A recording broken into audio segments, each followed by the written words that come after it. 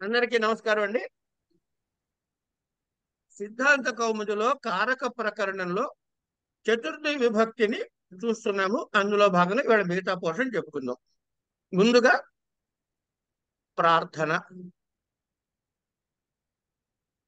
ఓం నమః పాణిని కాత్యాయన పతంజలిభ్యః శబ్ద విద్యా సంప్రదాయ కర్తృభ్యః పరమ ఋషిభ్యః నమో మహద్భ్యో మునిభ్యో గురుభ్యః. ఏనాక్షర సమామ్నాయమధిగమ్య మహేశ్వరాత్ కృత్స్నం వ్యాకరణం ప్రోక్తం తస్మై పాణినయే నమః. येन धौता गिरः पुंसां विमलैः शब्दवारिभिः तमश्चाज्ञानजं भिन्नं तस्मै पाणिनये नमः. वाक्यकारं वररुचिं भाष्यकारं पतञ्जलिं पाणिनिं सूत्रकारं च प्रणतोऽस्मि मुनित्रयं नमस्कृत्य तदुक्तिः परिभाव्य च వైయాకరణ సిద్ధాంత కౌముదీయం విరచ్యతే. నిజానికి చివరిది ధ్యాన శ్లోకం కాదు. ఆయన ఏం చెప్పారు? ప్రమాణం చేశాడు ఆయన.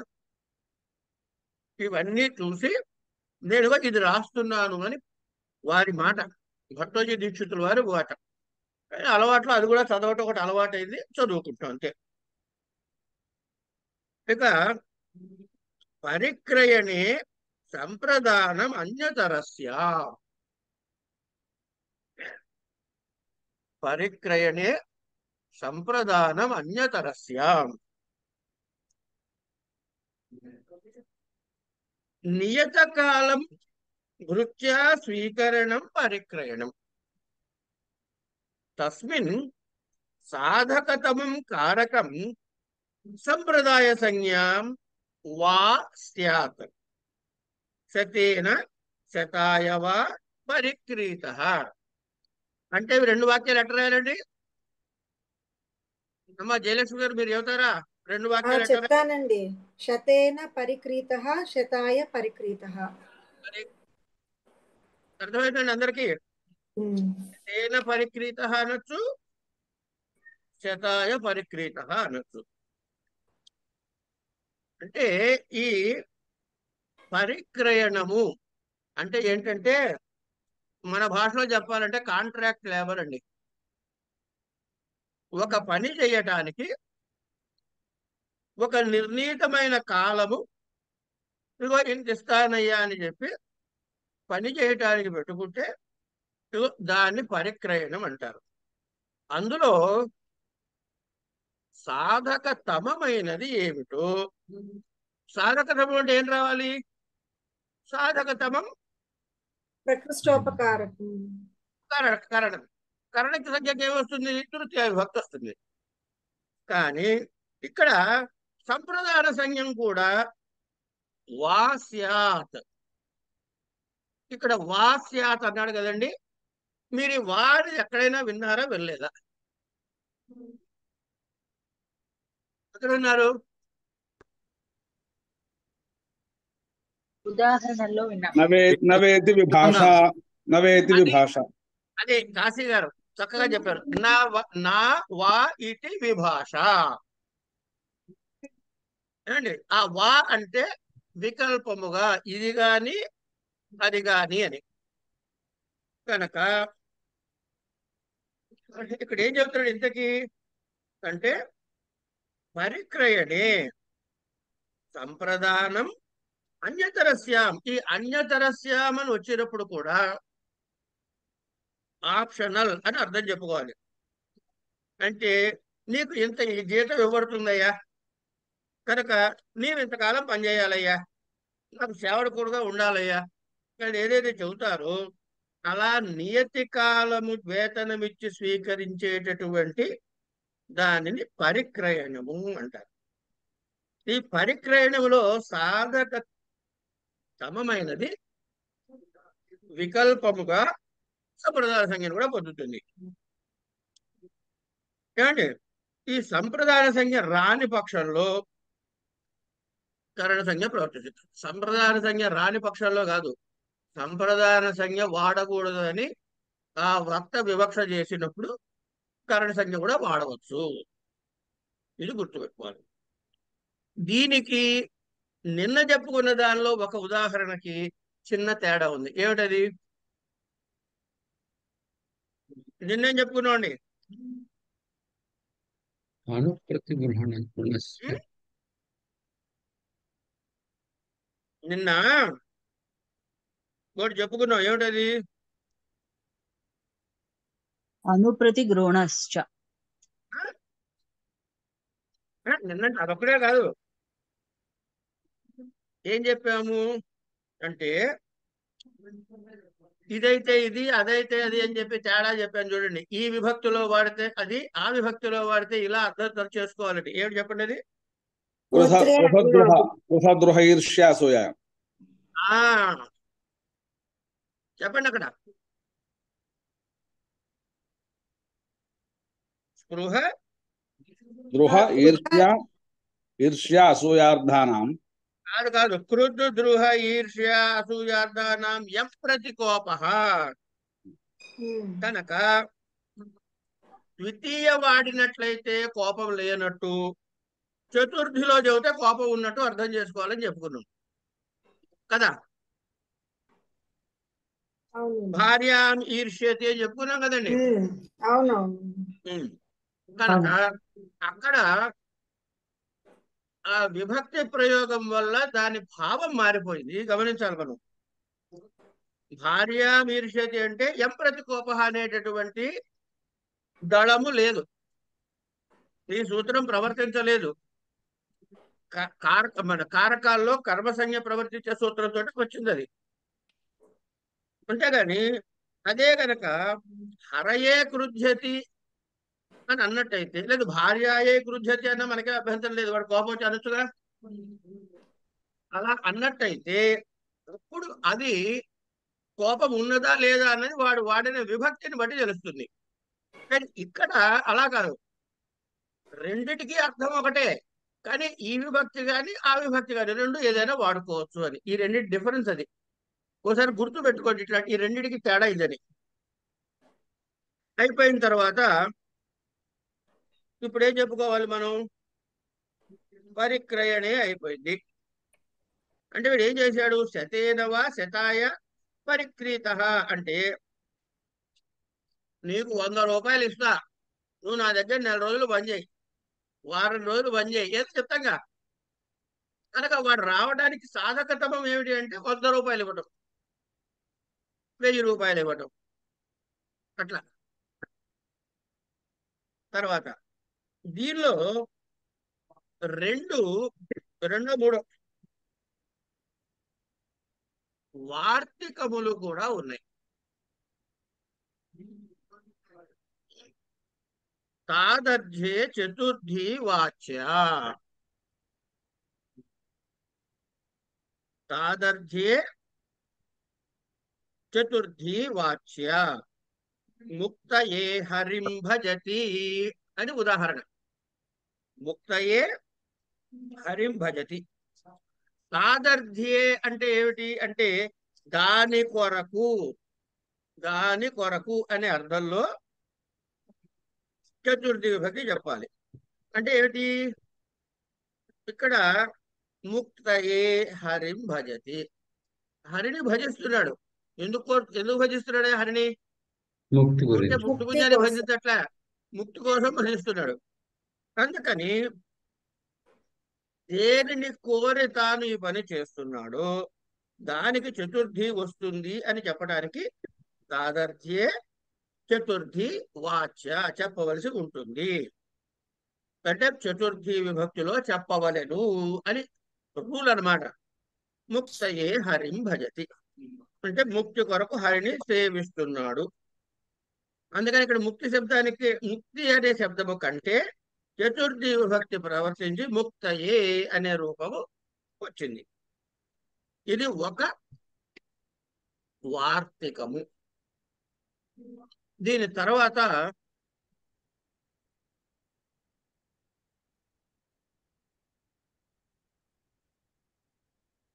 లక్ష్మారెడ్డి గారు రాలేదా ఇవాళ? రాలేదండి. ఉమ్. నిన్న కూడా వచ్చినట్లేరండి సార్. ఆ? నిన్న కూడా వచ్చినట్లేరు ఆయన. ఆహా, సరే, ఓకే. నిన్న వచ్చారు క్లపి సార్. నిన్న ఓకే, ఓకే, లక్ష్మారెడ్డి గారు వచ్చారు. అదే అదే. వారు వస్తే ఏంటంటే వెంటనే మంచిగా నీట్ గా నోట్స్ డ్రాఫ్ట్ చేస్తున్నారు, మీ అందరికీ పంచుతున్నారు కదా, అందుకని ఒకసారి అడిగా. క్లపి సంపద్యమానే చ. క్లిపి సంపద్యమానే చ. ఇది కూడా ఒక వార్తకమే. ఏమిట? దానికి ఉదాహరణ చెబుతున్నాడు. భక్తిర్జ్ఞానాయ కల్పతే. భక్తిర్జ్ఞానాయ కల్పతే, లేదా భక్తిర్జ్ఞానాయ సంపద్యతే, లేదా భక్తిర్జ్ఞానాయ జాయతే ఇత్యాది. ఉందా లేదా ఈ మాటలన్నీ? క్లపి అంటే అర్థం ఏంటండి? ఏమండి? క్లపి అనేటటువంటిది ధాతువు, దాని నుంచి వచ్చే పదం కల్పతే అనే పదం వచ్చింది.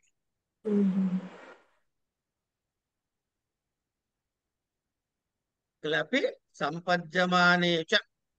చ అంటే కూడా అని చెప్పుకోవాలి. ఇంకేత ఈ క్లపి ధాతువు అర్థము గల, అంటే క్లపి ధాతువులాగా వచ్చే అర్థమునిచ్చే ఏ ధాతువుని ప్రయోగించినప్పుడైనా సరే, లేదా సంపద్యమానార్థకమైన శబ్దము కంటే కూడా చతుర్థి విభక్తి వస్తుంది. భక్తి భక్త అదండి, భక్తి జ్ఞానాయ కల్పతే అన్నాడు. అంటే ఏమిటండి? భక్తి జ్ఞాన ఆకారముగా పరిణమిస్తోంది అని అర్థం. భక్తి జ్ఞానాయ కల్పతే. భగవద్గీతలో ముందు కర్మయోగం చెప్పి తర్వాత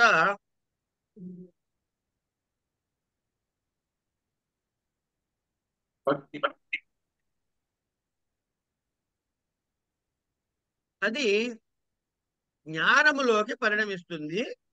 సర్వకర్మ సన్యాసము మోక్షము అని భగవద్గీతలో ఒక ఫార్ములాలో చెబుతారు. అంటే ఏమిటి? ఇది దానిగా పరిణమిస్తోంది అని. ఇక్కడ భక్తి అనేది జ్ఞానముగా పరిణమిస్తోంది. అంటే భక్తి భక్తి జ్ఞానాయ కల్పతే. ఈ భక్తి దేనిలాగా పరిణమిస్తోంది? జ్ఞానములాగా పరిణమిస్తుంది. అందుకని జ్ఞానమునకు చతుర్థి విభక్తి వచ్చింది. అందుకని సంపద్యమాన అర్థము జ్ఞానము. ఏది సంపాదించాలి? ఏది సంపద్యమానమైంది ఇక్కడ అంటే జ్ఞానం. కనుక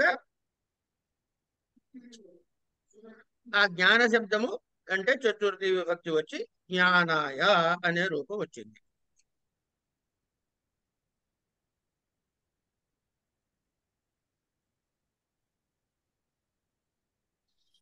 తర్వాత ఇవన్నీ కూడా అండి, ఇక్కడ ఏం లేదండి, చాలా చిన్న విషయం చెబుతా వినండి. ఇక్కడ ముందు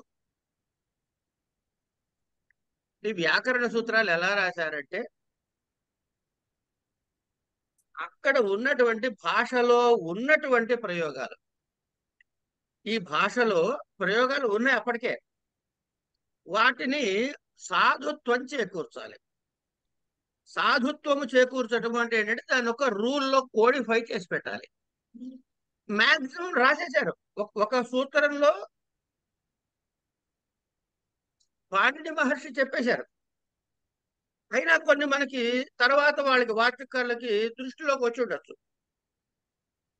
అంటే ఎట్లా అంటే కొంత చోట శతేన పరిక్రీత అనే ప్రయోగము సామాన్యంలో ఉండొచ్చు, శతాయ పరిక్రీత అనే ప్రయోగం కూడా ఉందనుకుందాం కాసేపు ఆ కాలంలో. మరి దీన్ని సాగుతూనే రావాలిగా. అందుకని ఈ సందర్భం దగ్గర ఏం చెప్పాడు ఆయన అంటే, పరిక్రయణి సంప్రదానం అన్యతరస్యాం అని. ఎందుకు ఈ అన్యతరస్యాన్ని ఎందుకు చెప్పాడయ్యా? ఊరికే సరదా చర్చ అండి ఇది. ఏం చెప్పాడంటే, ప్రపంచంలో కాలంలో రెండు ప్రయోగాలు ఉన్నాయి కనుక మనకు అది కరెక్టే ఇది కరెక్టే అని చెప్పాలంటే ఏం చేయాలి? వికల్పం చెప్పాలి. కనుక ఇదన్నా వస్తుందయ్యా అదైనా వస్తుందయ్యా అని చెప్పారు అనమాట. ఇట్లా ఈ వార్తికాలు కానీ కొన్ని కొన్ని సందర్భాల్లో సూత్రాలు కానీ పదమునకు సాధుత్వాన్ని సంపాదించి పెట్టడానికి ఉంటాయి. అది తెలుసుకుంటే చాలు. మనం అన్నీ బైహార్ట్ చేయలేమండి. చేసామా సంతోషం, చెయ్యలేకపోతే దిగులు పడాల్సిన పని ఏం లేదు. వీలైనంత మటుకు నోటికి చేద్దాం. సరే, తర్వాత ఏమిటి? ఉత్పాతేన జ్ఞాపితే చ. వా, మళ్ళీ వా అంటే వికల్పముగా అని. ఉత్పాతేన జ్ఞాపితే చ వా. వాతాయ కపిల విద్యుత్. వాతాయ కపిల విద్యుత్. ఉత్పాతము అంటే ఒక అశుభాన్ని సూచించేది. ఉత్పాతము అంటే ఒక అశుభాన్ని సూచించేది అని అనుకోండి. ఈ అశుభాన్ని సూచించేటటువంటి ఆకస్మికముగా వచ్చేటటువంటి భూత వికారము ఉత్పాతము అంటాడు. భూత వికారము అంటే ఏంటంటే పంచమహాభూతాలు ఉన్నాయి కదండి, పృథివీ ఆపస్తేజో వాయురాకాశతని. ఈ పంచమహాభూతాలలో ఏదో ఒకటి ఆకస్మికంగా జరగబోయే ఒక అశుభాన్ని సూచిస్తే దాన్ని ఉత్పాతము అంటారు. విపరీతంగా గాలి వీయచ్చు, లేకపోతే కనుక వరదలు రావచ్చు, లేకపోతే అతివృష్టిగా వర్షాలు రావచ్చు, లేకపోతే అగ్ని భయంకరంగా ఇప్పుడు దాన్ని ఏమంటారు, అడవుల్లో అప్పుడప్పుడు కార్చిచ్చులు వేస్తూ ఉంటుంది. ఇట్లా ఏవైనా పంచమహాభూతాలు ఆకస్మికముగా అశుభాన్ని సూచించేటటువంటివి అని అన్నాడు. అలాంటప్పుడు ఏమన్నాడు ఇక్కడ? ఉదాహరణ ఏమిచ్చాడు? అయితే ఆ ఉత్పాతంతో ఏది సూచించబడింది? ఆ ఉత్పాతముతో ఏది సూచించబడిందో, ఏది అర్థం కలదో అది వాచక శబ్దానికంటే చతుర్థి విభక్తి వస్తుంది. వాతాయ కపిల విద్యుత్ అంటే ఒక మనకి ఈ మెరుస్తులు చూసారా, మెరుపులు, దాన్ని విద్యుత్ అంటారు. ఈ మెరిసే మెరుపుల్ని విద్యుత్ అంటారు. అది ఎర్ర రంగుగా మెరుస్తే, మామూలుగా మనకి తెల్ల రంగులో కనబడుతూ ఉంటుంది, అది ఎర్ర రంగులో మెరిస్తే గొప్ప గాలి దుమారం రాబోతోంది అని కూడా సూచిస్తుంది అది.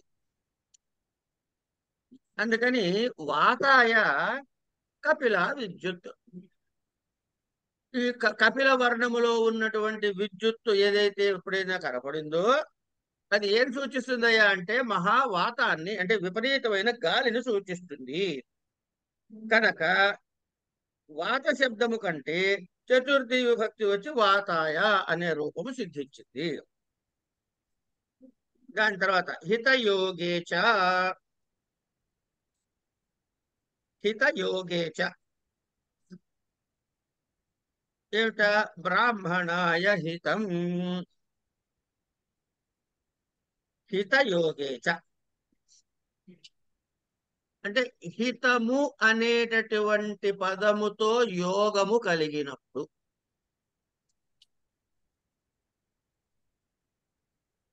యోగము అంటే ఏమిటండి? యోగము అంటే ఏమిటి? యోగము అంటే కలయిక. సంబంధం. కలిసి ఉంటాం, రెండు పదాలు కలిసి ఉంటాం ఆ పదంతో. కలయిక. ఏమండి?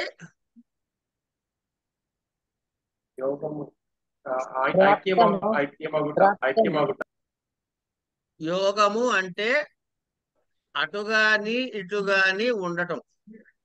అంటే ఏమండి?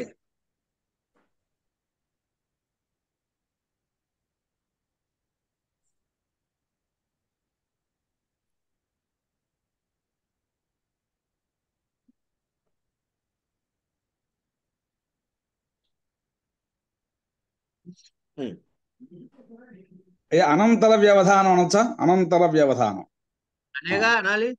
అదే ఏమండి హిత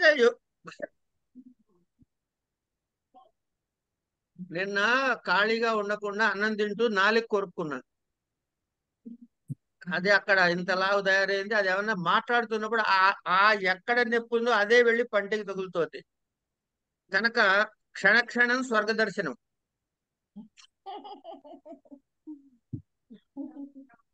ఓకే. హిత యోగేచ ఉదాహరణ ఇచ్చాడు. బ్రాహ్మణాయ హితం అన్నాడు. అంటే హిత శబ్దముతో సంబంధము ఉన్నప్పుడు దేనికి హితకారకమో దానికి చతుర్థి విభక్తి వస్తుంది అని దీనికి తాత్పర్యం. అంటే హితయోగము కలిగినప్పుడు అంటే బ్రాహ్మణాయ అనేది ఉదాహరణగా ఇచ్చాడు. ఇది అయిన తర్వాత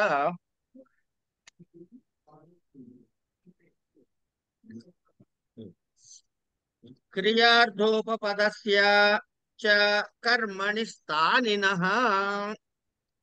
క్రియార్థోపపదస్య క్రియ అర్థ ఉపపదస్య క్రియార్థో ప్రసాద్ గారు కన్ఫ్యూజన్ ఏం లేదు కదా? కన్ఫ్యూజన్ లేదు సార్, బాగా I'm following it fully. Right. ఎందుకంటే ఫేసులు కనపడ్డ వాళ్ళే చూస్తూ ఉంటారు. నేను చెబుతున్నది అర్థమవుతున్నట్టుందా లేకపోతే ఎక్కడైనా అయోమయంగా గాని అనుమానంగా గాని ఉన్నదా అని. దాన్ని బట్టి ఎందుకంటే నేను చెప్పుకోపోవటం ఒకటే కాదు కదా, అవతల వాళ్ళకి అర్థం కావటం అన్నది ప్రధానమైన విషయం కదా. అర్థం కానప్పుడు మాకు డౌట్ క్లారిఫికేషన్ అవకాశం ఇస్తున్నారు కదా సార్. తప్పకుండా. గురువు గారు ఒక చిన్న ప్రశ్న. ఉమ్. ఇక్కడ ఉన్న 4 వార్తికాలకు ఈ పైన ఉన్న సూత్రానికి ఏం సంబంధం గురువు గారిది? ఈ సూత్రం కింద ఈ వార్తికాలు ఎందుకు చెప్పబడ్డాయి? మీకు ఒక చిన్న విషయం చెబుతా అండి. ఇది మనం ఏ పుస్తకం చదువుతున్నాం అండి? పరిక్రయణే సంప్రత ఏ పుస్తకం చదువుతున్నాం అన్న? సిద్ధాంత కౌముది. సిద్ధాంత కౌముది. సిద్ధాంత కౌముది. ఈ సిద్ధాంత కౌముది రీఫ్రేమ్డ్ వర్షన్ ఆఫ్. అవును, చెప్పారు. చెప్పండి, మీ నోట్ అనండి. పాణిని అష్టాధ్యాయి భట్టోజీ దీక్షితుల వారు పాణిని సూత్రాలను రీఫ్రేమ్ చేశారు. ప్రక్రియాపరంగా చెప్పారు. ఇది ఈ వార్తికము మీకు అష్టాధ్యాయిలో వేరే సూత్రం దగ్గర ఉండే అవకాశాలు కూడా ఉన్నాయండి. అర్థమైందండి? అష్టాధ్యాయిలో మీకు ఈ ఈ దీన్ని ఏమంటారు? ఏంటి సార్ ఇది ఇప్పుడు అనేది? వార్తికం. ఈ వార్తికములు వేరే దగ్గర కూడా ఉండే అవకాశాలు ఉన్నాయి. కానీ ఈయన రాసినప్పుడు దాన్ని ఇంకో చోట పెట్టడం జరుగుండొచ్చు. కనుక దాని లాజిక్ ని మనం ప్రస్తుతం వెరిఫై చెయ్యొద్దు. ఓకే గురువు.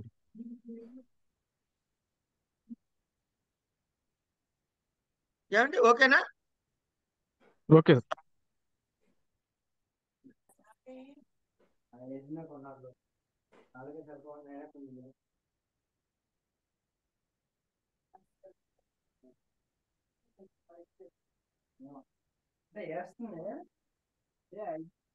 నా వాయింది ఇంకో వాయి అయింది ఎప్పుడేసి ఇంకా చేంజ్ చేస్తారా?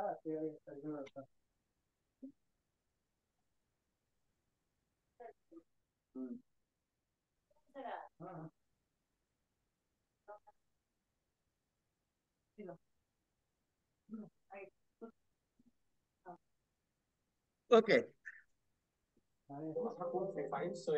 క్రియార్థోపపదస్య చ కర్మణి స్థానినః. ఇక్కడ ఈ సూత్ర సంఖ్య 2, 3, 14 అండి.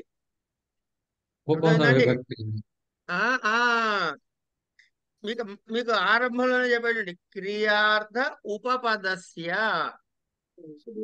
చ కర్మణి స్థానినః. క్రియార్థ క్రియా ఉపపదం యస్య తస్య స్థానినో అప్రయుజ్యమానస్య తుమునః తుమున అంటే తుమును ప్రత్యయము అని. కర్మణి చతుర్థి స్యాత్ ఫలేభ్యో యాతి ఫలాన్యాహర్తుం యాతి ఇత్యర్థః. నమస్కుర్మో నృసింహాయ నృసింహం అనుకూలయితుం ఇత్యర్థః. ఏవం స్వయంభువే నమస్కృత్యేత్యాదాపి అని. క్రియార్థోపపదస్య చ కర్మణి స్థానినః. క్రియార్థోపదేశం అంటే క్రియార్థమైన క్రియ. ఏమన్నాడు ఇక్కడ? ఫలేభ్య యాతి అన్నాడు. అంటే ఫలములను ఆహర్తుం తీసుకురావటానికి వెళ్తున్నాడు. వీడు ఎందుకు వెళ్తున్నాడయ్యా? ఫలాల్ని తీసుకురావటానికి. ఏమండి ఇక్కడ ఏమైంది అప్పుడు? అక్కడ తుమును ప్రత్యయం ప్రయోగించబడలేదు. తుమును ప్రత్యయాంతంగా కర్మవాచక శబ్దము కంటే చతుర్థి విభక్తి వస్తుంది. ఫలాన్ ఆహర్తుం యాతి అన్నాడు అనుకోండి. ఫలాన్ ఆహర్తుం యాతి అంటే ఇక్కడ తుమును ప్రత్యయం ఏంటి? ఆహర్తుం అనేది తుమును ప్రత్యయం, తెచ్చుట కొరకు. ఇక్కడ రెండు పనులు చేస్తున్నారండి.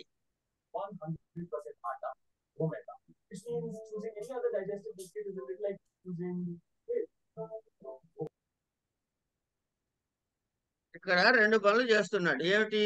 పళ్ళు తేవడం అనే ఒక క్రియ, వెళ్ళడం అనేది ఒక క్రియ. అంటే తర్వాత ఉత్తరకాలిక క్రియ ఏమిటి? తర్వాత చేసే క్రియ ఏమిటి? పళ్ళు తేవడం. ముందు చేస్తున్న పని ఏమిటి? వెళ్ళటం. కనుక ఆ రెండో దానికి తుమును ప్రత్యయం చెప్పారు. ఏమండి? అదే ముందు చేసే పనికి చెప్పానుకోండి, త్వా ప్రత్యయం వాడతారు. గృహం గత్వా ఏదో ఒక పాఠశాల గచ్చామి అంటే ఇక్కడికి వెళ్ళి అటు వెళ్తాను. తుమ్మునేమన్నా తర్వాత దానికి చెప్పాడు. ఈ రెండు క్రియల్లోని తర్వాత దానికి. సరే, అంటే ఫలాన్ని ఆహర్తుం యాతి అనే బదులు ఫలేభ్య యాతి అని అంటే ఆ ఆహర్తం అనేది అక్కడ వచ్చేస్తుంది అనమాట. ఆ తుమును అర్థకంగా చతుర్థి విభక్తి వస్తుంది. అంటే తుమున్ ప్రత్యయాంతం యొక్క కర్మవాచక శబ్దము కంటే ఆ వెళ్ళి ఏం చేస్తాడు? ఆహర్తుం అన్నాడు, లేకపోతే క్రేతుం అంటాడు, ఇంకేమన్నా అనండి. ఏం చేస్తున్నాడు? ఏంటి క్రేతుము? అక్కడ కర్మవాచకం ఏంటి? ఫలములు. ఫలాన్ క్రేతుం యాతి, అంతే కదండి. ఫలములను కొనటానికి వెళ్తున్నాడు. కనుక ద్వితీయలో రావాల్సినటువంటి అంటే కర్మ ప్రయోగంలో రావాల్సిన ఆ ఫలములకు చతుర్థి విభక్తి వచ్చి ఫలేభ్య యాతి అన్నది. అలాగే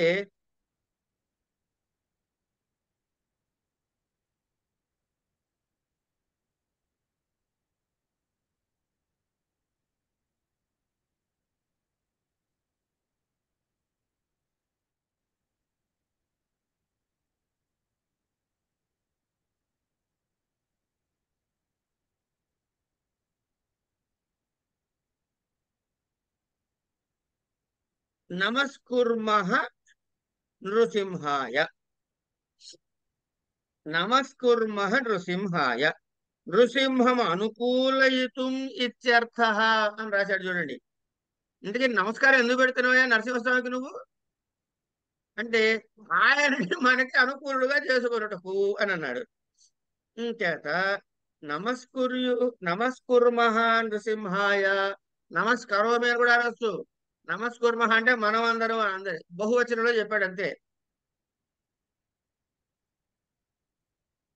నరసింహ శబ్దము కంటే ఏమైంది అక్కడ? నృసింహం అనుకూలయితుం నమస్కుర్మః అని అది అర్థం. కనుక నృసింహుణ్ణి అనుకూల పరుచుకోవటం కోసమని నమస్కారం చేస్తున్నామని అర్థం. అప్పుడు ఏమైంది ఇక్కడ? అక్కడ దాని బదులు నరసింహాయ నమస్కుర్మః అంటే అనుకూలయితుం అనేది కూడా భావం అందులో కలిసి వస్తుంది. అట్లాగే తుమర్థాచ భావవచనాత్. తర్వాత తుమర్థాచ భావవచనాత్.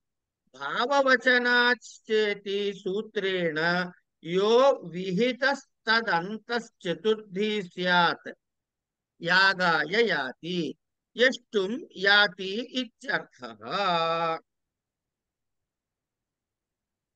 తుమర్థాత్ చ భావవచనాత్ అని పదచ్ఛేదం చేసుకుంటాం. అంటే ఏంటి? భావవచనాశ్చ అన్నప్పుడు ఏమిటవుతుందంటే ఆ ప్రత్యయాంతము కంటే చతుర్థి విభక్తి వస్తుంది. ఎట్లా? యష్టుం యాతి. యష్టుం అంటే యజ్ఞము చేయించుటకు వెళ్తున్నాడు అంటే యజ్ఞము చేయటానికి వెళ్తున్నాడు అని కదా అర్థము. దాని బదులు ఏం చేయడానికి వెళ్తున్నాడు? యష్టుం యాతి, యాగము చేయటానికి వెళ్తున్నాడు కనుక ఆ యాగ శబ్దానికన్నా చతుర్థి ఇచ్చి యాగాయ యాతి అని యాగ శబ్దము కంటే చతుర్థి విభక్తి ప్రవర్తిస్తుంది. ఎందుకు? తుమర్థాచ భావవచనాత్ అనే ఈ సూత్రము వలన సూత్రము చేత విధించబడిన ఏమైంది? ఇప్పుడు ప్రత్యయాంతము కంటే చతుర్థి విభక్తి వస్తుంది. అంటే యష్టుం అనే బదులు యాగాయ అనే చతుర్థి విభక్తి వస్తుంది. ఏమా జయలక్ష్మి గారు, అర్థమవుతుందా? తల కొట్టుకుంటున్నారు, కష్టంగా ఉందా? అంటే కొంచెం కన్ఫ్యూజింగ్ గా ఉందండి. ఇందాక క్రియార్థోపపదస్య చ కర్మణి స్థానినలో కూడా తుమున్ ప్రత్యయానికి బదులుగా మనం సంప్రదాయ ఇది సంజ్ఞిస్తామని చెప్పని అన్నారు. ఇక్కడ తుమ్మర్థార్థ భావవచనాత్ అన్న చోట అది నాకు ఏంటో ఈ రెండింటికి నేను లింక్ చేసుకోలేకపోతున్నాను. అక్కడ తుమును ప్రత్యయము, ఇక్కడ తుమ్ అర్థము. ఓహో. తర్వాత చాలా తేలిక, మనం రెగ్యులర్ గా వాడేది. నమస్వస్తి స్వాహ స్వధాలం వషడ్యోగాచ్చ.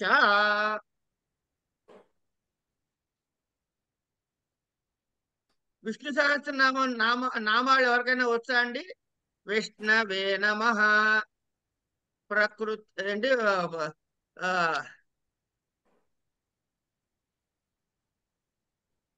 విశ్వస్మై నమః, అదేనా? శ్రీమాత్రే నమః. చిరగ్నికుండ సంభూతాయై నమః. అన్ని చతుర్థి విభక్తిలోనే. ఎందుకు? నమః ఉంది కాబట్టి. నమః ఉంటే చతుర్థిలో చెప్పాలి. ఎట్ట తెలిసిందయ్యా? ఇగో ఈ సూత్రం ద్వారా తెలిసింది. నమః, స్వస్తి, స్వాహ, స్వధ, అలం, వషట్ ఈ 6 శబ్దాలు యోగ ఉన్నట్లయితే, అంటే ఈ 6 శబ్దాల్లో ఏదున్నా సరే, నమః అనే దాంతో యోగము కలిగిన, స్వస్తి అనే దాంతో యోగము కలిగిన, ఇటు ఆరిటికి విడివిడిగా చెప్పుకోండి.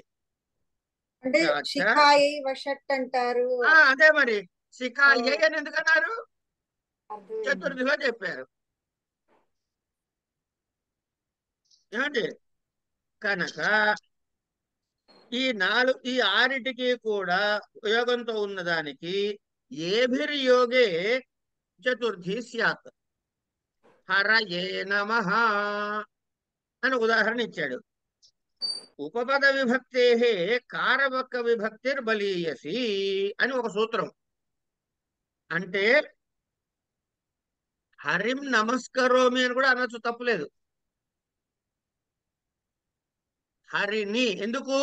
ఎవరికి నమస్కారం పెడుతున్నావు అయ్యా? ఇగో వారికి నమస్కారం పెడుతున్నానండి. కనుక ఆయన ఏమంటే కర్మకారకం అయ్యాడు కనుక ద్వితీయ విభక్తి రావచ్చు, తప్పు లేదు. కానీ ఈ సూత్రం ద్వారా చతుర్థిని చెప్తున్నాడు. అందుకని ఏం చెప్తున్నాడు? ఉపపద విభక్తే, ఎక్కడైనా సరే ఉపపద విభక్తులు వస్తే దానికి కారక విభక్తి దానికన్నా బలీయమైనది. కనుక మీరు కావాలంటే అది వాడుకోవచ్చు, ఇది కూడా వాడుకోవచ్చు. ఇది క్లియరేనా ఈ మాట? ఇది మిగతా ఉదాహరణలే. నమస్కరోతి దేవాన్ నమః, హరయే నమః నమస్కరోతి దేవాన్ అన్నాడు చూడండి. నమస్కరోతి దేవాన్, దేవతలను అని ద్వితీయలో వాడాడు అక్కడ. దేనికి? ఈ హరయే నమఃకి ఉదాహరణగా కాంట్రరీ ఉదాహరణ, కారక విభక్తి ఎట్లా ఉంటుందని చూపించడానికి ఇచ్చాడు.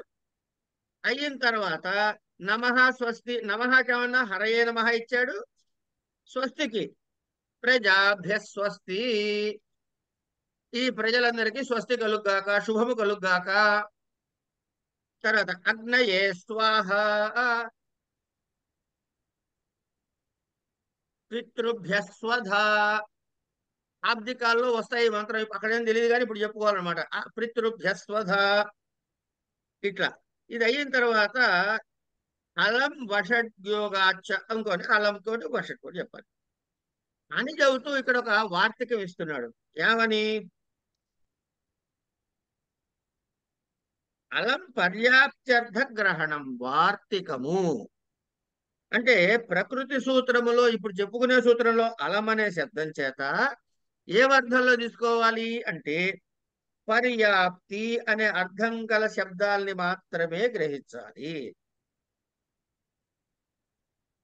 అంటే అలం శబ్దంతో పాటు ప్రభు, సమర్థ, శక్త మొదలైన సంబంధం ఉన్నప్పుడు కూడా చతుర్థి విభక్తి వచ్చి దైత్యేభ్య హరి అలం ఒక ఉదాహరణ చెప్పాడు. అంటే పర్యాప్తం అంటే చాలు అని అర్థం. దైత్యుల కోసము హరి ఒక్కడు చాలు. అంటే దైత్యుల్ని చంపాలంటే హరి ఉంటే చాలు, ఇంకెవరు అక్కర్లే. నేను ఒక్కడిని చాలండి ఈ బస్తాలన్నీ అక్కడ పడేయడానికి అంటాను చూసారా, అట్లాంటప్పుడు ఈ అలం వాడుకోవచ్చు. లావత్తు పెట్టకండి, అల్లం అవుతుంది.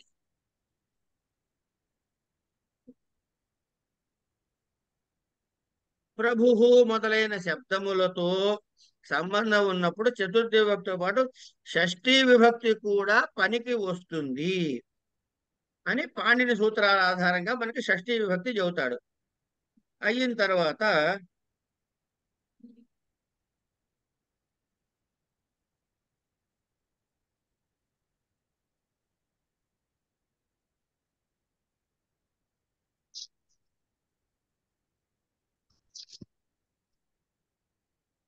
ఏం చెప్పాడు?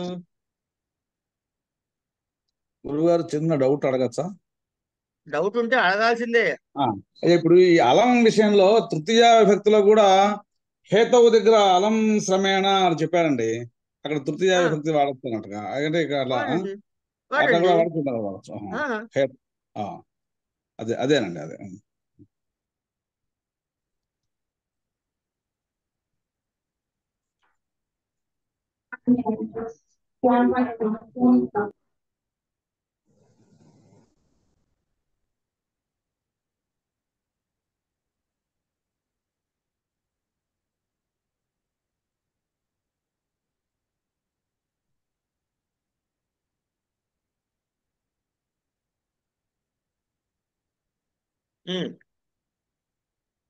అలమైన తర్వాత తేన ప్రభుర్బభూషురు భువనత్రయేస్యేతి సిద్ధం వషట్ ఇంద్రాయ, ఇంద్రాయ వషట్ అంటారు అనమాట.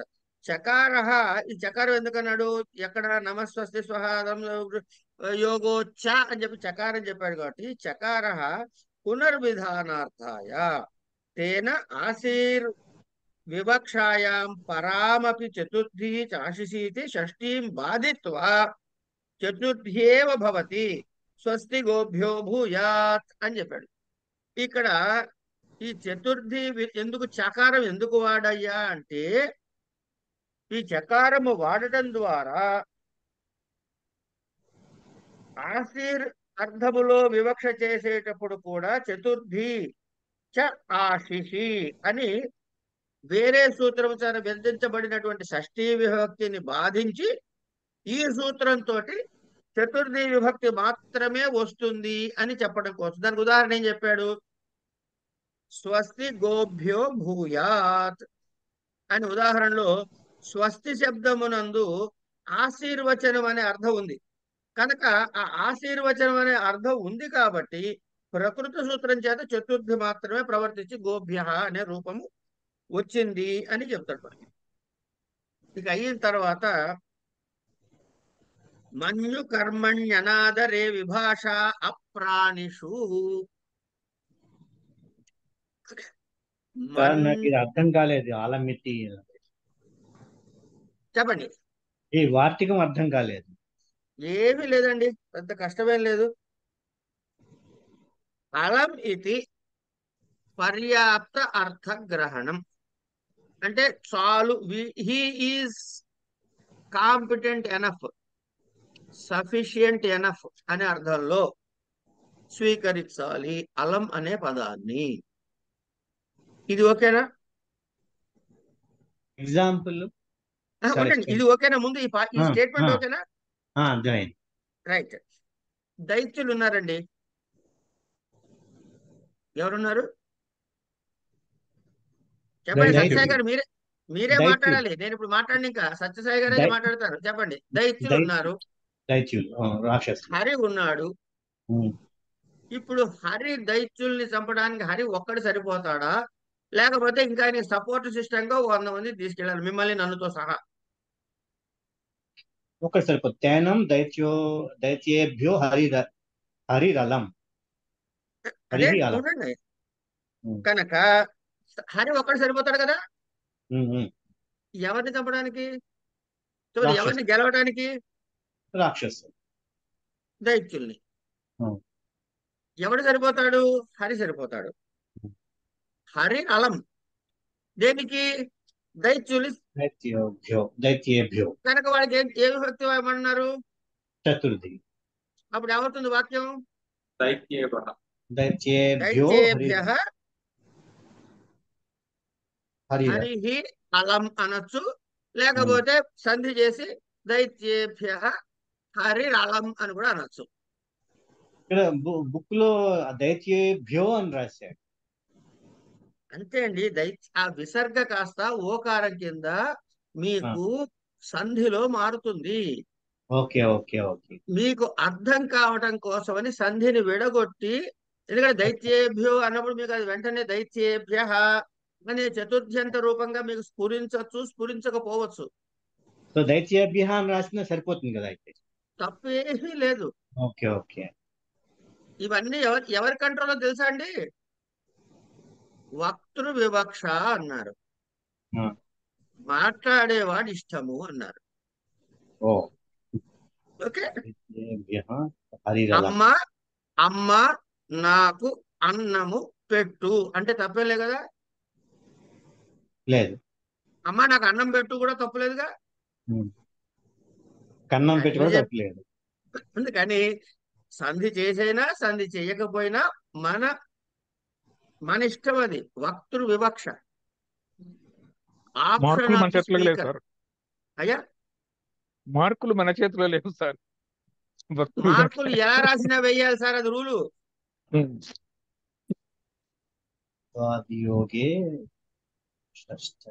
ఉండండి ఒక్కసారి రికార్డింగ్.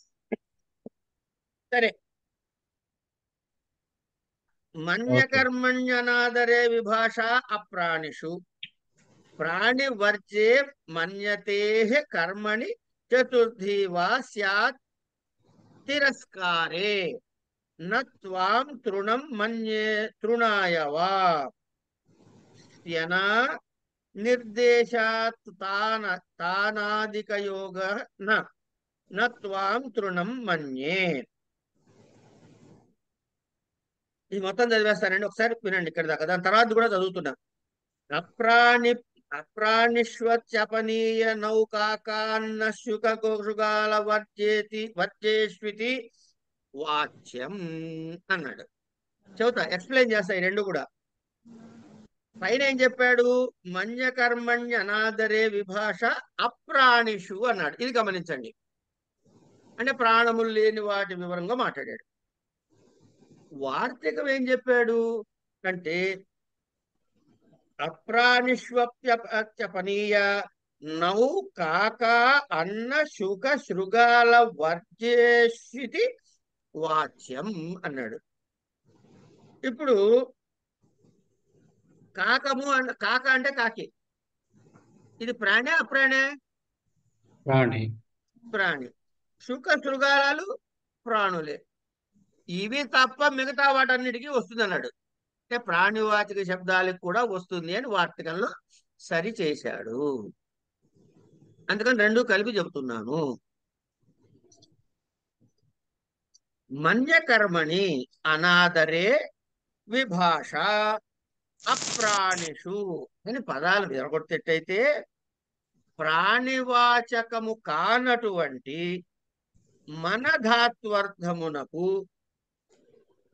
కర్మయందు వికల్పముగా చతుర్థి విభక్తి వస్తుంది. విభాష అన్నాడు కదా, నవేతి విభాష, విభాష అన్నాడు కాబట్టి వస్తుంది. ఎప్పుడు?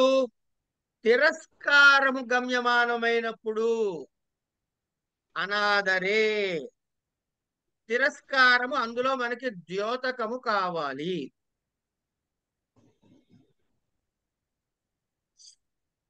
తిరస్కారము ద్యోతకం కావాలి అంటే నత్వాం తృణం మన్యే అన్నాడు.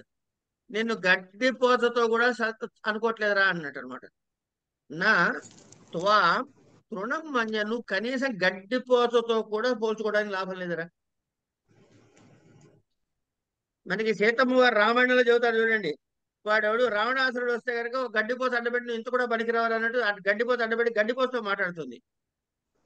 సరే, ఇది మనకి కావ్యం కాబట్టి దానికి గడ్డిపోత అర్థం పెట్టి దాన్ని మాట్లాడిందని చెప్పుకుంటాము. అదే ధర్మశాస్త్ర పరంగా చూస్తే ఇతరులతో మాట్లాడకూడదు, గడ్డిపోతతో మాట్లాడేదంటే ఏదైనా అది వేరే విషయం. ఇక్కడ పాయింట్ ఏంటంటే తిరస్కారం గమ్యమానం అవ్వాలి. నిన్ను గడ్డిపోసగా కూడా నేను తలవటం లేదు అని చెప్పడం. నత్వాం తృణం మన్యే అని. ఆ తృణం ప్లేస్ లో తృణాయ మన్యే అని కూడా అనొచ్చు. నిన్ను గడ్డిపోసలాగా కూడా అన్నప్పుడు గడ్డిపోసకి ద్వితీయ విభక్తి వస్తుంది. ఎందుకు? కర్మని ద్వితీయ కాబట్టి. కానీ ఇక్కడ విభాష అన్నాడు గారు, చతుర్థిని కూడా విధించాడు కాబట్టి తృణాయ అని కూడా వాడవచ్చు. ఎందుకంటే తిరస్కార భావం ప్రధానము, అది గమ్యమానం కావాలి. అంటే మన అనేటటువంటి ధాత్వర్థ కర్మవాచకమునకు అయినటువంటి తృణ శబ్దము కంటే వికల్పముగా చతుర్థి విభక్తి కూడా వచ్చి తృణాయ అనే రూపము గాని తృణం అనే రూపము గాని ఏర్పడుతుంది. మనం తెలుగులో రాస్తున్నాడు, మనం ఇంకోలేకండి తృణాయ తృణం అని రూపద్వయం ఏర్పడుతుంది అని రాయండి. వద్దన వాడేవాడు. రూపద్వయం ఏర్పడుతుంది రాయండి, రూపద్వయం సిద్ధిస్తుందని రాయండి, రూపద్వయం ప్రవర్తిస్తుందని రాయండి. ఎవడొద్దన్నాడు? కనుక మిగతాదంతా తెలుగండి. ఇక్కడికి లా అయిపోయింది. లా అంట నమోహం, సూత్రం అయిపోయింది. సరే, తర్వాత ఏం చెప్పాడు?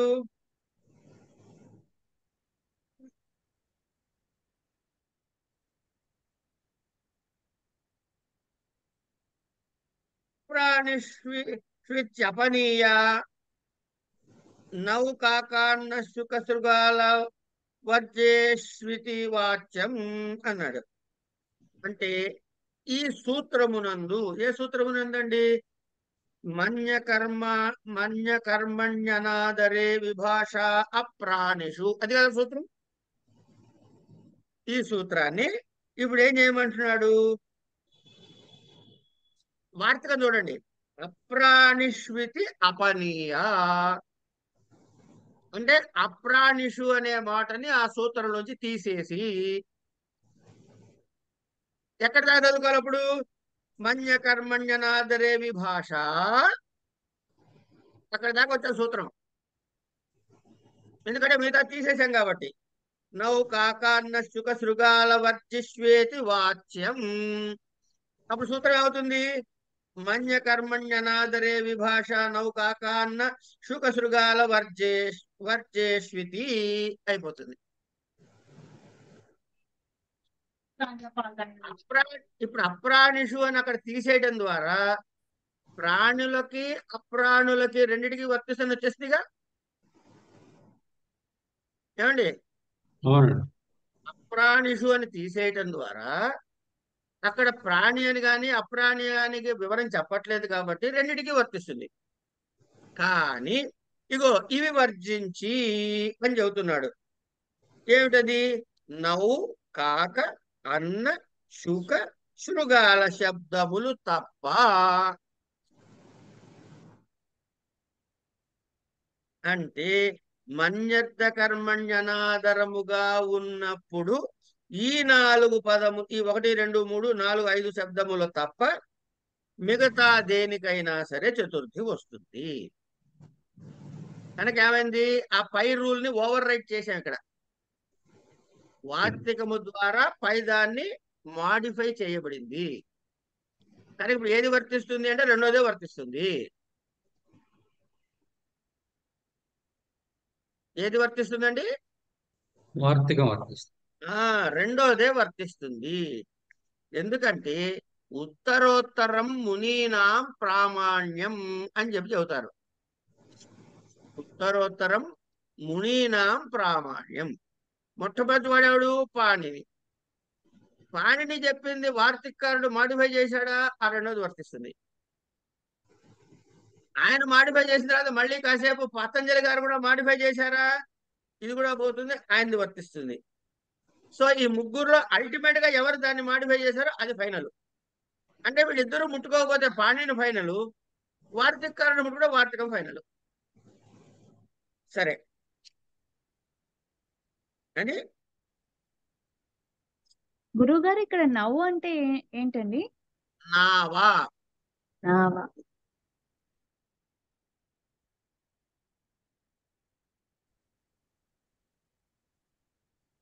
ఈ నత్వం నావం మన్యే అంటే అక్కడ నావం అని వస్తుంది, అంతే కదా చెప్పింది.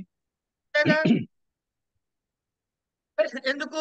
నవ్ శబ్దం అన్నది ఎక్సెప్షన్స్ లో క్యారెక్టర్స్ లో ఉంది. ఎక్సెప్షన్స్ లో ఉంది, అందుకని అక్కడ ద్వితీయ వాడాడు. అది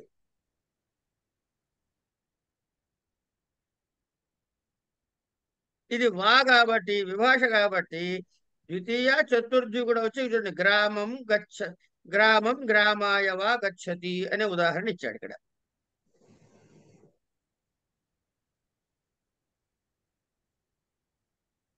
నాకు దాని తర్వాత ఇస్తున్నాడు కదా గ్రామంది. నత్వాశునేమన్య అనేది శ్వన్ శబ్దం కూడా ప్రాణివాచకమైన కూడా చతుర్థి విభక్తి ప్రవర్తించింది. ఎందుకు? శునే అన్నది కుక్క గురించి. పైన అక్కడ సుకాలము, సుఖము, శృగాలము, కాక మూడే చెప్పాడు. కనుక శునే అనే దాంతో చతుర్థి విభక్తి ప్రవర్తించి చూపించాడు. ఇక చివరి సూత్రము చతుర్థి విభక్తిలో గత్యర్థ కర్మణి ద్వితీయ చతుర్థ్యౌ చేష్టాయాం అనధ్వని. అనధ్వని, అనద్దు అని కాదండి, అనధ్వని. అధ్వము అంటే కనుక మార్గము, మార్గాన్ని అధ్వము అంటారు.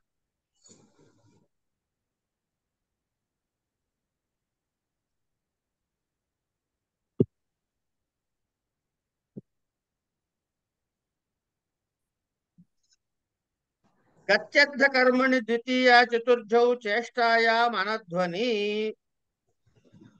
అధ్వభిన్నే గత్యర్థానాం కర్మణి ఏతేస్తశ్చేష్టాయాం గ్రామం గ్రామాయ వా గచ్చతి. చేష్టాయాం కిం మనసా హరిం వ్రజతి.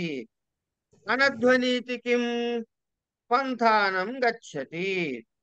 గ్రంథాధిష్ఠితే అధ్వన్యేవాయం నిషేధః. యదా తూత్పథ్య పథాత్ పంథా ఏవాక్రమితుమిష్యతే తదా చతుర్థి భవత్యేవ ఉత్పథేన పథే గచ్చతి. ఇక్కడతో చతుర్థి విభక్తి అయిపోయింది. అది చెప్పుకుందాం, కాస్త వ్యాఖ్య చెప్పుకుందాం. చాలా సింపుల్ అండి. గత్యర్థ కర్మణి మొదటి పదం, ద్వితీయ చతుర్థ్యం. ఇక్కడ ప్రీ రిక్వైర్మెంట్ ఏమిటి అంటే చేష్టాయాం, అంటే అక్కడ ఒక యాక్షన్ ఉండాలి. చేష్టాయాం అనధ్వని, అది మార్గం కాకూడదు. అంటే అధ్వ భిన్నమైనటువంటి గత్యర్థక ధాతువుల కంటే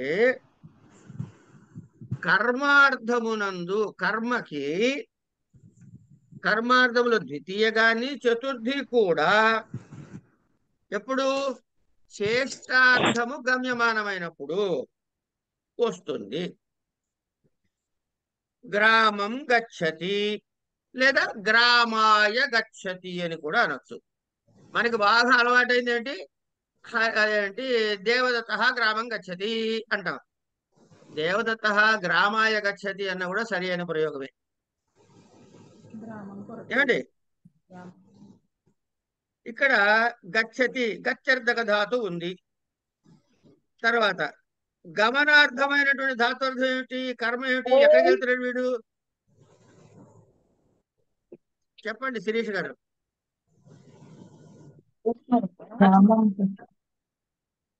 శిరీష్ గారు మీరు ఏమైనా అడుగుతున్నారా, మీరేమైనా మాట్లాడుకుంటున్నారా? వాళ్ళేదో డిస్కస్ చేసుకుంటారు. ఈ గత్యర్థక దాతమైనటువంటి గంధాతు ఏదైతే ఉందో గచ్చతి అనే రూపం వచ్చిందో కర్మ ఏమిటందు గ్రామము. కనుక ఈ ధాత్వర్థానికి కర్మ ఏదయ్యా అంటే గ్రామం కాబట్టి ఇప్పుడు గచ్చతి అంటే ఏంటి, వాడు కూర్చుని ఉంటాడా, నడుస్తూ వెళ్ళాలిగా. అంచేత ఫిజికల్ యాక్టివిటీ ఉందిగా, ఉందండి గమనం. చేష్టాయా అన్నాడు కాబట్టి ఇక్కడ ఈ ప్లేస్ వదిలి ఆ ప్లేస్ కి వెళ్ళడం అనే చేష్ట ఉంది కాబట్టి గ్రామం గచ్చతి అనొచ్చు, గ్రామాయ గచ్చతి అని కూడా అనొచ్చు. కనుక అధ్వ భిన్నమైన, ఇప్పుడు ఆయన గ్రామం అన్నాడు, రోడ్డు అనలే, మార్గం అనలే. కనుక గ్రామం అధ్వ భిన్నమైన పదవేగా గ్రామము. కర్మ కర్మ ఇక్కడ గ్రామము. ఆ గ్రామం అనే కర్మ అర్థం కాదుగా, అంటే మార్గం కాదుగా. రెఫరెన్స్ పాయింట్ మార్గం కాదు, గ్రామం. కనుక గత్యర్థ కర్మని గమ్ అనే ధాతు గత్యర్థమే, గచ్చతి ఉంది. ఏమండి, చేష్టాయాం కదలిక కూడా ఉంది. అనధ్వని ఆ కర్మతో చెప్పబడేటటువంటి పదము రోడ్డు మార్గము అనే అర్థంలో లేదు. కనుక ఈ సూత్రం ప్రవర్తించి ఏమవుతుంది, ద్వితీయ గాని చతుర్థి గాని రెండు వాడుకోవచ్చు. కనుక గ్రామం గచ్చతి అనొచ్చు, గ్రామాయ గచ్చతి అని కూడా అనొచ్చు. సరిపోయిందా? అంటే అనధ్వని అంటే మార్గం అనే అర్థం మార్గము లేదు, కానటువంటి, అనర్థము కానటువంటి. అనర్థం కాదమ్మా, అనధ్వము. అధ్వము అంటే మార్గం. ఓకే.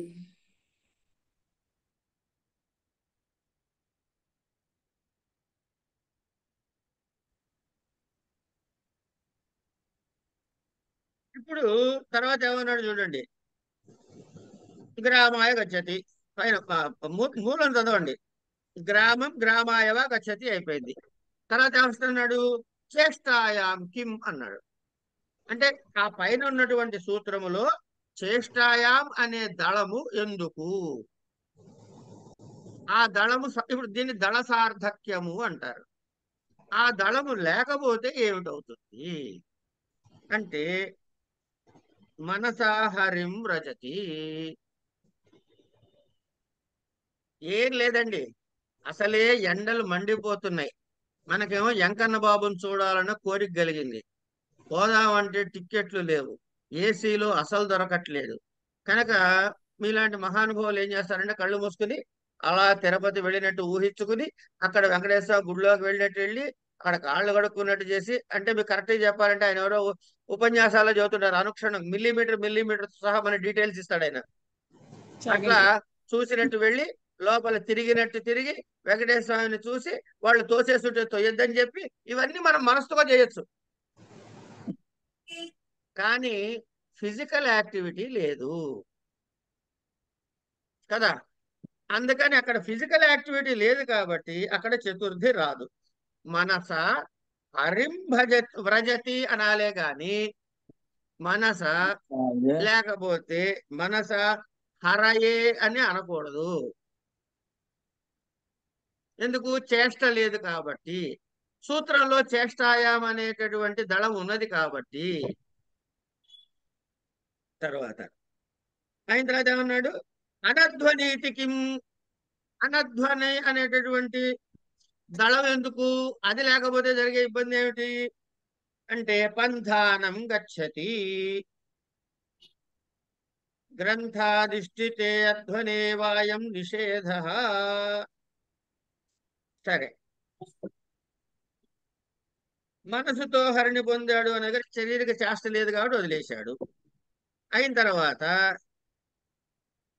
అద్వభిన్నమైన కర్మవాచక శబ్దము కంటే ఈ సూత్రం ప్రవర్తిస్తుంది కనుక అద్వవాచకము పథిన్ శబ్దము కంటే ఈ సూత్రము ప్రవర్తించదు కాబట్టి పంథానం గచ్చతి అని మాత్రమే ఉంటుంది.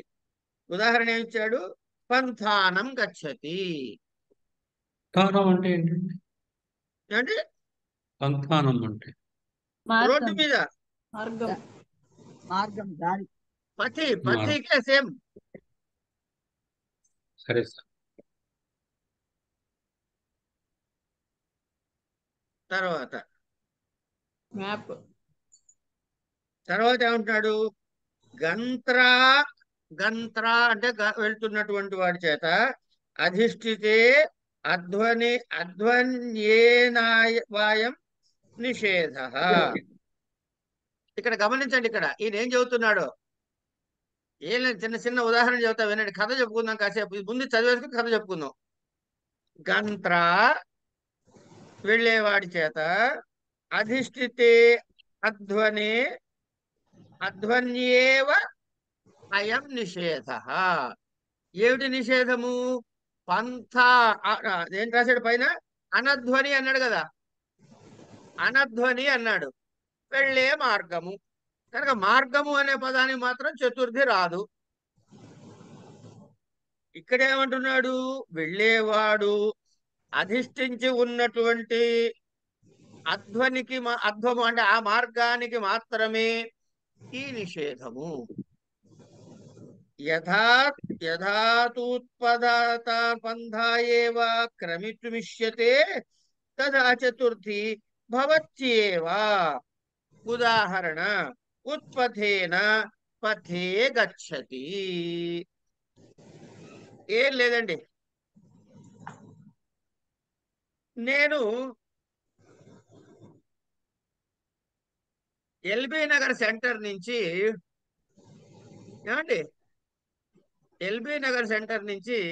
ఇబ్రహీంపట్నం వైపు వెళ్ళాలి నేను. కానీ నాకెవడో తిన్నగా పో అన్నాడని చెప్పి విజయవాడ రోడ్డు పట్టుకున్నాను. ఇప్పుడు నేను ఎక్కడ నుంచున్నానండి? ఏ రోడ్డు మీద నుంచున్నానండి? విజయవాడ రోడ్డు మీద. కొంత దూరం పోయిన తర్వాత నాకు ప్రసాద్ గారు కనపడి, అదేంటండి ఇటు వెళ్తున్నారు, మీరు ఇబ్రహీంపట్నం వెళ్తా అన్నట్టున్నారు అని అడిగితే, మరి ఎట్ట పోవాలండి? నేను ఆ పక్క రోడ్లోకి వెళ్ళాను అన్నట్టు ఆయన. ఆ చిత్ర లేఅవుట్ దగ్గర ఎక్కడో ఇగో ఈ సందులో ఇట్లా పడిపోండి, ఆ రోడ్లో పోండి అన్నట్ట. ఇప్పుడు నేను ఆ రోడ్లోకి వెళ్ళాలి. ఇప్పుడు నేను ఏ రోడ్డు మీద నుంచున్నానో చెప్పండి నాకు. విజయవాడ రోడ్డు మీద ఉన్నా. విజయవాడ రోడ్ లోనే ఉన్నారు. ఉన్నా కదా? అవునమ్మా, విజయవాడ రోడ్లోనే ఉన్నా. నేను వెళ్ళాల్సిన రోడ్ ఏది? ఇబ్రహీంపట్నం రోడ్. ఇబ్రహీంపట్నం. ఇప్పుడు చూడండి, గంత్ర అధిష్ఠితే అధ్వని. గంత్ర వెళ్ళేటటువంటి వాడి చేత అంటే అనంతకృష్ణ చేత అధిష్ఠితే ఉన్నటువంటి అధ్వని ఆ రోడ్డు మీద మాత్రమే అయం నిషేధ. అనధ్వని అన్నాడుగా పైన, కనుక వాడికి మాత్రమే నిషేధము. ఇప్పుడు నేను ఇంకా ఎక్కి తొక్కనటువంటి ఇబ్రహీంపట్నం రోడ్డుకి నిషేధం ఉందా? లేదు. కనుక వెళ్ళాల్సిన రోడ్డు కరెక్ట్ రోడ్డు పథి, తప్పు రోడ్డుని ఏమంటారు? ఉత్పత్తి అంటారు.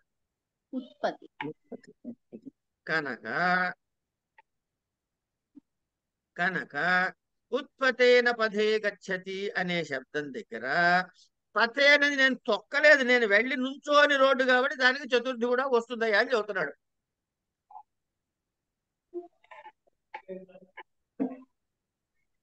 దీనితో చతుర్థి విభక్తి సంపూర్ణం.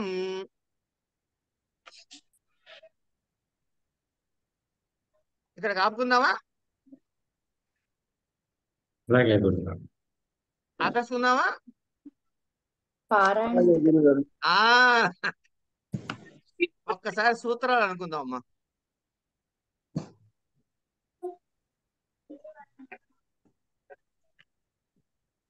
మీకోసం కొంచెం స్క్రీన్ మార్చా.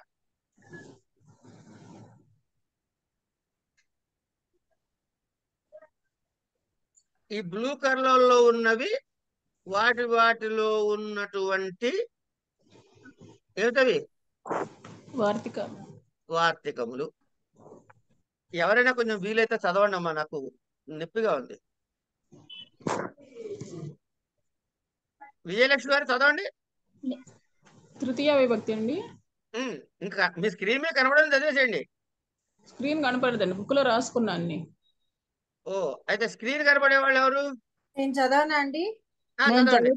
నేను చదవనా మహోదయ్? ఎవరైనా చదవండి, ఒకళ్ళు మొదలెట్టండి చాలు. తృతీయ విభక్తి. నేను రాసుకున్నాను అన్ని. స్వతంత్ర కర్త. స్వతంత్ర కర్త. సాధకతమం కరణం. కర్తృకరణయోస్తృతీయ.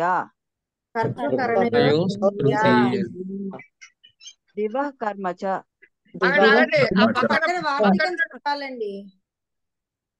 ఇది ప్రకృత్యాదిభ్యః ఉపసంఖ్యానం వార్తికం. కర్తృకరణయోస్తృతీయ అనేది ప్రకృత్యాదిభ్య ఉపసంఖ్యానం. ప్రకృత్యాదిభ్య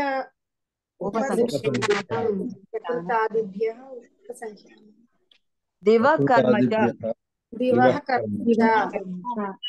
అపవర్గే తృతీయ. సహయుక్తే ప్రధానే. సహయుక్తే అప్రధానే. ఏనాంగ వికారః. ఇత్థం భూతలక్షణే. భూతలక్షణే. భూతలక్షణే. భూతలక్షణే. భూతలక్షణే. భూతలక్షణే.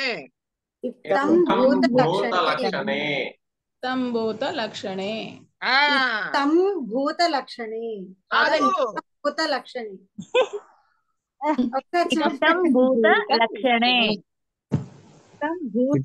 భూతలక్షణే. ఇత్తం భూత ఒకటి, లక్షణే ఒకటి. భూతాకి లక్షణకి మధ్య గీత పెట్టుకోండి. ఇత్తం భూత లక్షణే. అంతే. ఇత్తం భూత లక్షణే. గురువు గారు మీరు ఒక్కసారి చెప్పరా అది మళ్ళీ? ఇత్తం భూత లక్షణే. సన్యోన్యతరస్యాం కర్మణి.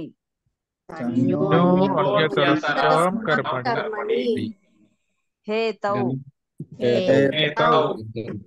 గమ్యమానాపి క్రియా కారక విభక్తౌ.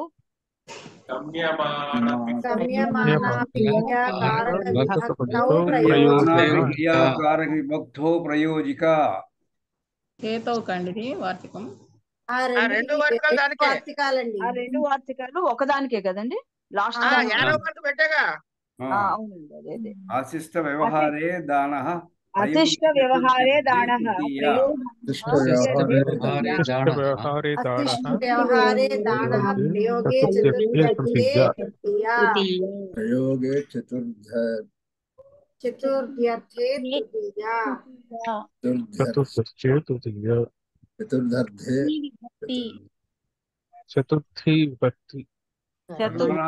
చతుర్థి విభక్తి. సంప్రదానం. కర్మణాయమభిప్రైతి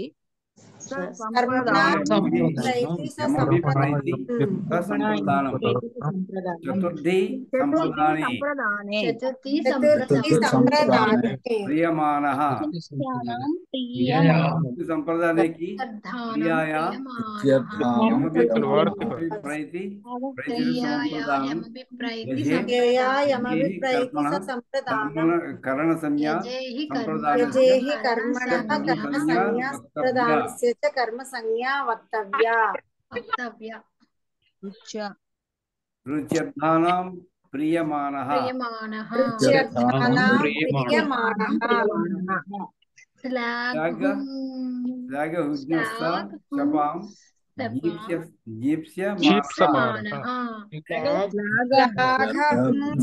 శపాం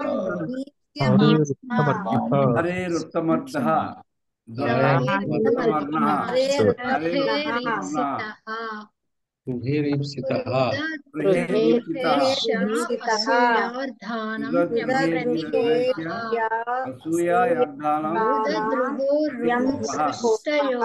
కర్మః రాధేక్షోర్యస్య విప్రశ్నః విప్రశ్నః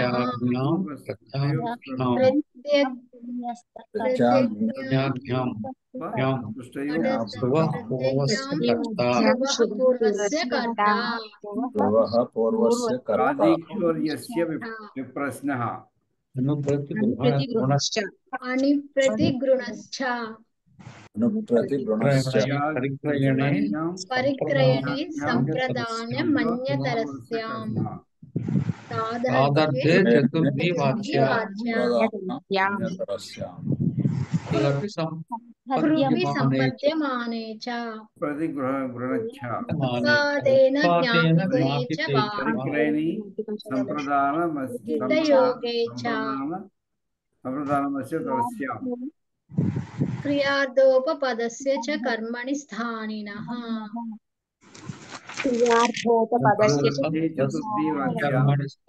మూర్ధాచ్చ భావనావచనాత్ నమ స్వస్తి స్వాయోగాశ్చ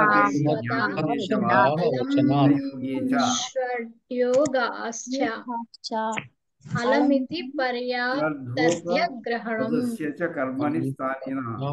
మన్య కర్మణ నాదరే విభాషే ప్రాణిషు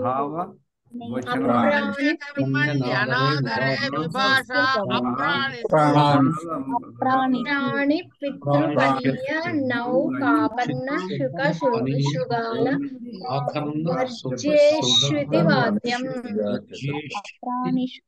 గత్యర్థ కర్మణి ద్వితీయ చతుర్థౌ చేష్టాయా మనధ్వని